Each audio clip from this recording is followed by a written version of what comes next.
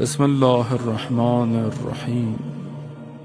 ضامن کے صدقے میں دیں گے، جو کچھ دیں گے امام رضا کے نام سے دیں گے۔ جو امام ضامن جن کا لقب صرف انہی کو امام ضامن کہا جاتا ہے۔ آپ امام ضامن جو مانتے ہیں وہ امام رضا علیہ السلام سے منسوب ہے، کیونکہ ضامن آہو ہیں۔ آج امام کے نام پہ جو کچھ دیں گے انشاءاللہ تعالی وہ امام آپ کو اس سے کئی گنا زیادہ پلٹا کے واپس کریں گے۔ ائمہ علیہ السلام کسی کا ادھار نہیں رکھتے، جو آپ ان کے نام پہ خرچ کر دیتے ہیں وہ آپ کو پلٹا دیتے ہیں، کئی گنا ہو کے واپس آتا ہے۔ امام علیہ السلام کے بے انتہا مناقب و فضائل ہیں، لیکن واحد امام ہے جن کو رضا کہا جاتا ہے، امام علی بن موسیٰ الرضا علیہ السلام۔ رضا یعنی جس کی خوشنودی خدا کی خوشنودی ہو اور وہ خدا کی ہر مرضی پہ راضی ہو۔ راضی برضا اللہ، جو اللہ کی ہر مرضی پہ، جو جناب سید الشہداء کا میدان کربلا میں رضا بقضائہ و تسلیما لامر جملہ ہے، اگر اس کا مصداق دیکھنا ہے تو جناب امام رضا علیہ السلام کو دیکھ لیں۔ امام کے بے انتہا فضائل و مناقب ہیں۔ عزیزان گرامی، امام کی تاریخ کے الفاظ یہ ہیں کہ جب ایک مرتبہ مأمون ملعون جب حکومت میں آیا تو اس نے سوال کیا، جب مأمون حکومت میں آیا تو اس نے آنے کے بعد فوراً سوال کیا کہ کس کس سے میری حکومت کو خطرہ ہو سکتا ہے۔ فاضل ابن ربیع سے پوچھا تو اس نے کہا کہ 3 لوگوں سے تیری حکومت کو خطرہ ہو سکتا ہے۔ تو اس نے کہا میرے ذہن میں 2 تھے۔ تیرے ذہن میں کون کون ہے؟ کہا تیرا بھائی امین، کہا وہ تو بہت بے وقوف ہے، اسے میں راستے سے ہٹا دوں گا، قتل کروا دوں گا اس کو۔ دیکھیں، جو حکومت میں آتا ہے اور خدا کی خاطر حکومت نہ کرتا ہو وہ اپنوں کا بھی مخلص نہیں ہوتا۔ تو کہا اور؟ کہا کہ اس کا جو وزیر ہے کہ اس کو بھی میں راستے سے ہٹا دوں گا۔ کہا تیرے ذہن میں تیسرا کون ہے؟ کہا علی ابن موسیٰ الرضا علیہ السلام۔ یہ کون ہے؟ ان کا میں نے نام پہلے نہیں سنا ہے۔ عزیزان گرامی، ائمہ کی ایک مظلومیت یہ ہے کہ ان کے زمانے میں افراد تھے اور انہیں نہیں جانتے تھے۔ آج سب جانتے ہیں، لیکن ان کے زمانے میں ائمہ کی مظلومیت یہ ہے کہ ان کو بالکل کارنر کر دیا گیا، ان کو بالکل اس طرح سے دور کر دیا گیا معاشرے سے کہ کوئی ان کے قریب نہ جائے۔ کہا یہ جو حکومت تمہارے پاس ہے تمہارے اجداد نے ان کے نام پہ حاصل کی تھی، ان کے نام پہ لوگوں کو دھوکہ دیا کہ ہم بھی آل رسول ہیں، کیونکہ رسول خدا کے چچا کے بیٹے تھے بنی عباس حضرت عباس کی نسل سے تھے، یعنی حضرت عباس چچا اموی رسول خدا، نہ حضرت عباس ابن علی ابن ابی طالب، حضرت علیہ السلام کے فرزند نہیں بلکہ جناب امیر کے چچا عباس۔ تو کہا ان کی نسل سے ہو، تمہارے اجداد نے ان کے نام پہ کہہ کے دھوکہ دے کے حکومت حاصل کی اور اس کے بعد پھر ان کو زندانوں میں رکھا تاکہ لوگ پہچان نہ لیں کون حقدار ہے۔ تو اس نے کہا کہ اچھا تو یہ کیسے ہیں، دیکھنے میں کیسے ہیں، بولنے میں کیسے؟ سن رہے سب لوگ؟ کہا دیکھنے میں کیسے ہیں، بولنے میں کیسے ہیں، جب گفتگو کرتے ہیں علم کیسا ہے؟ کہا کہ جو ایک مرتبہ انہیں دیکھ لے وہ انہی کا ہو جاتا۔ علم ایسا ہے جب کلام کرتے ہیں ہر انسان انہیں سننا چاہتا ہے۔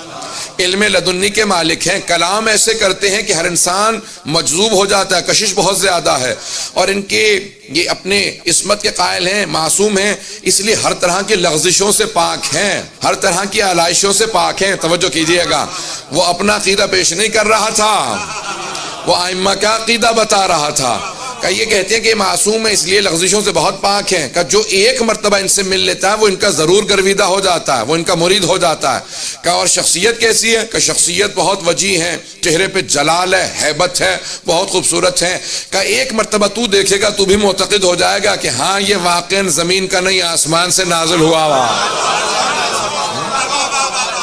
عام ہستی نہیں ہے، تو دیکھے گا تجھے خود اندازہ ہو جائے گا۔ کہ اور لوگ اگر ان سے ملتے ہیں قریب ہیں، کہ لوگوں کو ہم نے دور کر رکھا ہے لیکن جتنا لوگ ان سے ملتے ہیں ان سے قریب ہوتے چلے جاتے ہیں۔ کہ کہاں رہتے ہیں؟ کہ مدینہ منورہ میں رہتے ہیں، اپنے جد رسول خدا کے روضے کے قریب رہتے ہیں۔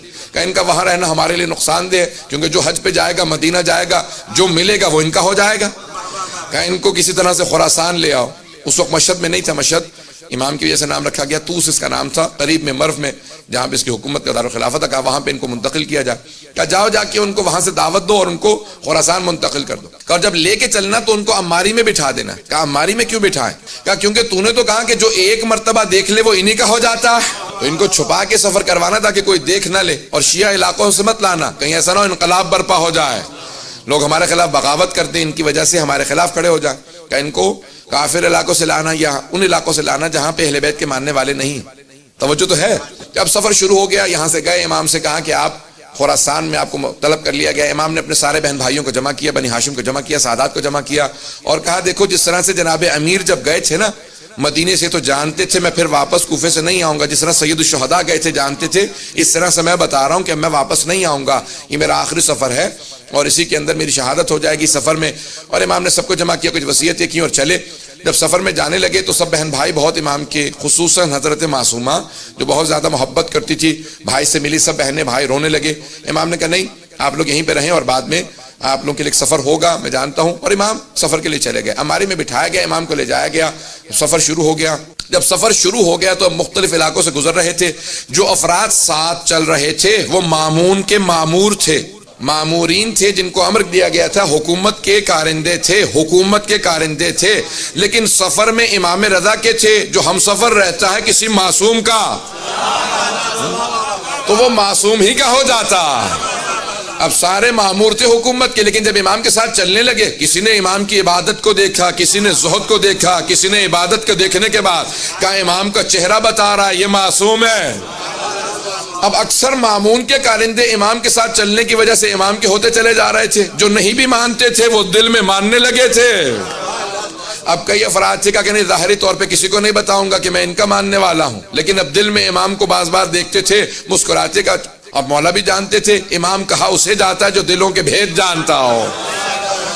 اب امام کے ساتھ جو حجت خدا ہو وہ جانتا ہے دل میں کیا۔ امام سفر میں ہے، مختلف سفر کے احاطوں کے اندر امام کو ایک مرتبہ نیشاپور کے اندر جب پہنچے، نیشاپور اس وقت مرکز تھا علم کا، بہت بڑے بڑے علماء شیعہ سنی وہیں نیشاپور سے گزرے ہیں، سب کے ذہنوں میں واقع ہے۔ مجھے صرف اشارہ کرنا ایک نتیجہ دینے کے لیے، اس مقام پہ 16,000 یا 18,000 محدثین جمع ہو گئے، اور سب کے سب ایک بات سوچ رہے تھے کہ عرب کا بہترین خاندان بنی ہاشم ہے، اور ایران کا جو بہترین خاندان تھا شاہی خاندان، اس کی بیوی جناب شہربانو بنی ہاشم کے بہترین حسین سے بیاہی گئی۔ آنے والا عرب و عجم کا بہترین فرد ہے۔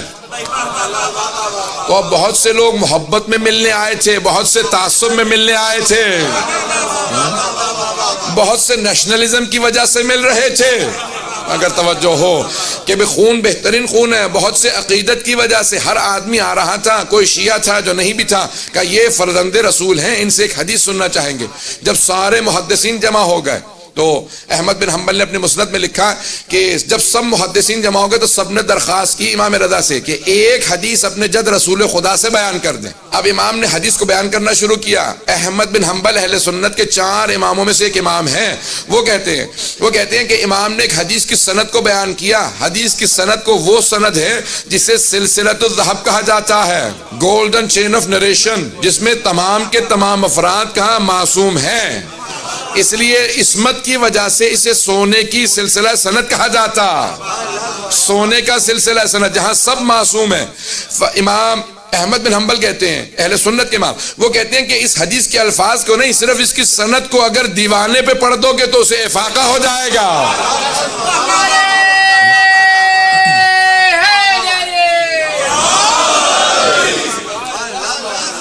اگر دیوانے پہ پڑھ دو سے افاقہ ہو جائے گا۔ کہا کیوں؟ کہ اگر بیمار پہ پڑھو کہ شفا مل جائے گی۔ کہ کسی بھی مرض کے اندر کوئی مبتلا ہو، کسی بلا میں مبتلا ہو، سند کو پڑھ لے کا واحد حدیث ہے جس کے سلسلہ سند میں سب کے سب معصوم ہیں۔ امام نے کہا میں اپنے والد گرامی موسیٰ کاظم سے بیان کرتا ہوں، وہ میرے دادا جعفر صادق سے بیان کرتے ہیں، وہ اپنے والد محمد باقر سے بیان کرتے ہیں، وہ اپنے والد زین العابدین سے بیان کرتے ہیں، وہ اپنے والد حسین ابن علی سے بیان کرتے ہیں، وہ اپنے والد علی ابن ابی طالب سے بیان کرتے ہیں، وہ رسول خدا سے، وہ جبرائیل سے کہ خدا نے کہا۔ ایک مرتبہ امام نے فرمایا کہ اللہ سبحانہ وتعالیٰ کہتا ہے، یعنی حدیث قدسی ہے کہ کلمۃ لا الہ الا اللہ حسنی فمن دخل حسن امن من عذابی۔ حدیث سب کے ذہنوں میں ہے، مجھے صرف نتیجہ پیش کرنا ہے کہ لا الہ الا اللہ میرا قلعہ ہے، جو میرے قلعے میں داخل ہوا میرے عذاب سے بچ گیا۔ امام نے یہ کہا اور آواز دی جس نے مہار پکڑ رکھی تھی۔ امام نے کہا اونٹنی کو آگے بڑھا دے۔ امام نے پردہ گرا دیا۔ جیسی اونٹنی آگے بڑھی امام نے سب کو سوچنے پہ مجبور کیا۔ جب سب لکھ رہے تھے سند کو، حدیث کے الفاظ کو، روایت کے الفاظ کو، متن کو سب نے لکھا، قلم روک دیے کہ صرف لا الہ الا اللہ کہیں جنت میں چلے جائیں گے۔ امام نے جب سب کو لمحہ فکریہ دے دیا، سوچنے میں مجبور کیا، تو امام نے دوبارہ کا ذرا رک، ایک مرتبہ امالی کا پردہ ہٹایا۔ امام نے کہا بشروطہا، لا الہ الا اللہ کی کچھ شرائط ہیں، کنڈیشنز ہیں، وَأَنَا مِن شُرُوطِهَا۔ لا الہ الا اللہ کی شرائط میں سے ایک شرط کا نام امام رضا ہے۔ امام پہنچے تو اس نے فوراً پہنچنے کے بعد مامون نے دیکھا امام کو، وہ جو سب سے دربار میں کہہ رہا تھا خبردار کوئی تعظیماً کھڑا نہ ہو، توجہ ہو، وہ خود ایک مرتبہ اپنے تخت پہ کھڑا ہوا اور امام سے کہنے لگا فرزند رسول تشریف لائیے، یہ آپ ہی کا تخت ہے، میرے تو وڈیرے بھی کہہ گئے اگر آپ نہ ہوتے تو ہم ہلاک ہو جاتے۔ ایک مرتبہ اس نے امام کو دعوت دی، امام نے کہا تیرے تخت سے مجھے ظلم کی بو آتی ہے، میں تیرے تخت پہ نہیں بیٹھوں گا، میرے لیے ممبر لگوا دے۔ ایک مرتبہ ممبر لگایا گیا، وہ خود تعظیماً کھڑا ہوا، سارا دربار کھڑا ہو گیا۔ امام سے کہا کہ آپ کو میں اپنا ولی عہد بنانا چاہتا ہوں، کراؤن پرنس بنانا چاہتا ہوں۔ امام نے کہا کیسی ولی عہدی؟ جب میں جانتا ہوں کہ میں تجھ سے پہلے شہید ہو جاؤں گا اور تو جو ہے مجھے خود سے زہر دے دے گا، تو پھر میں کیسی ولی عہدی قبول کروں؟ کہ نہیں آپ کو ولی عہدی قبول کرنی ہی ہوگی۔ امام نے کہا اگر زبردستی ہے تو پوچھ کیوں رہا ہے؟ جو تو نے لگانا میرے نام کے ساتھ لقب لگا دے، اگر پوچھ رہا ہے تو میں رد کرتا ہوں۔ یہ اگر توجہ ہو، امام نے کہا اگر پوچھ رہا ہے تو میں رد کر رہا ہوں، اور اگر تیری زبردستی ہے تو نے جو بھی نام لکھنا میرے نام کے ساتھ لقب لگا دے۔ اس نے کہا نہیں آپ ولی عہد ہیں۔ امام نے کہا ایک شرط کے ساتھ، کوئی فیصلہ نہیں کروں گا، بات میں نہیں پہنچا پایا، کوئی فیصلہ نہیں کروں گا، آپ سب میرے پاس آئیں کہ آپ ہمارے جج بن جائیں، قاضی بن جائیں۔ میں کہوں ٹھیک ہے لیکن کوئی فیصلہ نہیں کروں گا۔ تو اس کا مطلب ہے کون سے جج، کیسا جج؟ جب فیصلہ کوئی نہیں کروں گا تو جج کس بات کا ہوں؟ امام نے کہا ولی ہے تو فیصلہ کوئی نہیں کروں گا۔ اس کو سمجھ نہیں آیا، اس نے کہا ٹھیک ہے قبول ہے، اس نے اس کو قبول کر لیا، کہا ولی عہدی قبول ہے، آپ ولی عہد ہیں، ایک مرتبہ ہر جگہ پہ اعلان کر دو۔ اب امام نے جب دیکھیں ابھی امام کیا کہہ کے آئے ہیں، بے شروطہا، لا الہ الا اللہ کی شروط میں سے ایک شرط ہوں۔ امام سمجھا یہ رہے ہیں کہ اس کی ولی عہدی معنی ہی کچھ نہیں لگتی، میں توحید کی شرائط میں ہوں۔ جو توحید کی شرائط میں ہو، مامون کی ولی عہدی کیا معنی رکھتی ہے؟ اگر بات پہنچ رہی ہو، اس کی ولی عہدی کی حیثیت کیا ہے؟ میں توحید کی شرائط میں ہوں، یہ ایک ظالم بادشاہ ہے۔ ایک مرتبہ فیصلہ آیا اس کے سامنے اور ایک آدمی کو لایا گیا کہ یہ چور ہے، اس نے چوری کی ہے۔ تو اس نے مامون نے فوراً چور سے سوال کیا کہ بھئی واقعاً تم نے چوری کی ہے؟ اس نے کہا ہاں چوری کی ہے۔ کہا جانتے ہو چوری کی سزا کیا ہے اسلام میں؟ کہا ہاں ہاتھ کاٹ دیا جاتا ہے، حد جاری ہوتی ہے۔ کہا اچھا حد جاری ہوتی ہے، جانتے ہو پھر بھی چوری کی اور اقرار بھی کر رہے ہو؟ کہا ہاں حد جاری ہوتی ہے، لیکن کون حد جاری کرے گا؟ کون میرا ہاتھ کاٹے گا؟ تو نہیں پہنچا پا رہا۔ کہا تو میرا ہاتھ کاٹے گا؟ ہاں میں ہاتھ کاٹوں گا۔ تو نے سوال کیسے کر دیا کہ میں تیرا ہاتھ کاٹوں گا؟ کیوں نہیں کاٹ سکتا، میں حاکم وقت ہوں۔ کہا سن، تیرے باپ نے جو بیت المال سے پیسہ چرایا تھا اس سے ایک کنیز کیوں خریدا؟ تو اس سے پیدا ہوا، تو پوری امت کی ملکیت ہے، حاکم نہیں ہے۔ خبردار میرے سے اونچی آواز سے بات نہ کرنا، میں امت ہوں، تو امت کی ملکیت ہے۔ اس نے کہا تو نے میری توہین کی ہے، جسارت کی ہے، تجھے سزا ملے گی اور ہمارا ولی عہد فیصلہ کرے گا۔ امام سے کہا کہ آپ فیصلہ کیجئے۔ امام نے کہا کیسا فیصلہ؟